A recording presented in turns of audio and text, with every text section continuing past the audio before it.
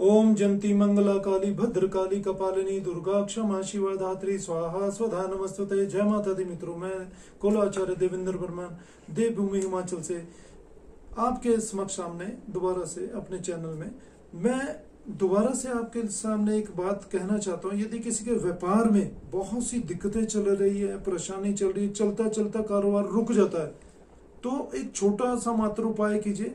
एक नींबू लीजिए, उसको हल्दी इसका तिलक कीजिए, कुमकुम का तिलक कीजिए, लाल कीजिए उसको, और अपने दुकान में चारों तरफ घुमा लीजिए।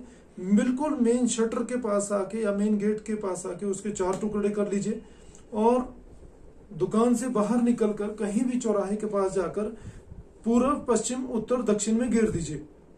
ये 4 शनिवार करके देखिए, आपका उपाय करने मात्र आपके व्यापार खुलना शुरू हो जाएगा और वृद्धि होना शुरू हो जाएगी। किसी की नजर लगी वो भी हट जाएगी। जय माता दी।